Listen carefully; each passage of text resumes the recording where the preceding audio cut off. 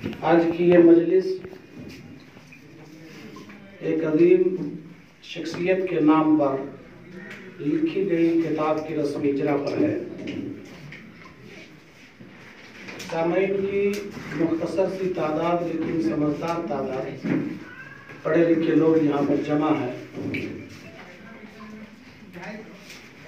मौलाना अब्दुल समीद जाफरी रहमहुल्लाह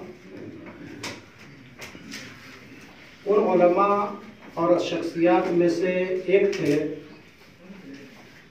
जिन्होंने अपनी जिंदगी का एक बड़ा हिस्सा या अक्सर हिस्सा दीन की दावत और तबलीग के लिए कुर्बान कर दिया था। उस दौर में और आज के दौर में बहुत फर्क है। उलमाए किराम का रवैया दिन ब दिन बदलता जा रहा है। दीन की खिदमत के नाम पर या दीन की दावत के नाम पर इंसान अपने वक्त की कुर्बानी बहुत कम से कम देना चाह रहा है। आज इल्म का और दावत का महवर बदल चुका है। जो लोग हिंदुस्तान के बड़े मदारिस से या छोटे मदारिस से फारिग होते हैं, फारिग होने के बाद अगर उन्हें सऊदी अरबिया के किसी भी यूनिवर्सिटी में पढ़ने का मौका मिलता है तो वहां से फरागत के बाद वक्त को गनीमत समझते हुए चाहते हैं कि किसी जालियात में अच्छी सी नौकरी लग जाए और यहाँ मैं सेट हो जाऊं।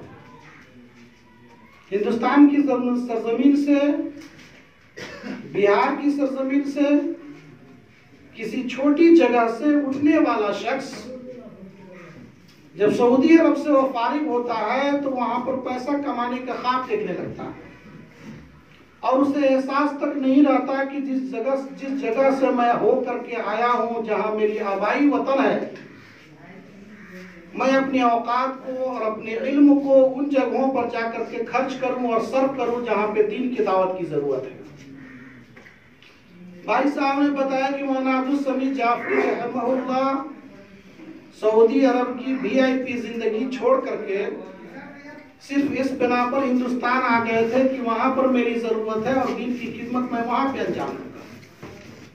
आज उलमा के अंदर दीन की दावत और उसकी नशर इशाअत, उसकी तरवीज इशाअत की असल जरूरत है और दिल के अंदर इस चीज का पैदा होना भी बहुत अहम है, वरना धीरे धीरे दीन इस्लाम उठता चला जाएगा और हमारे बीच से अच्छे उलमाए किराम कम पढ़ते चले जाएंगे।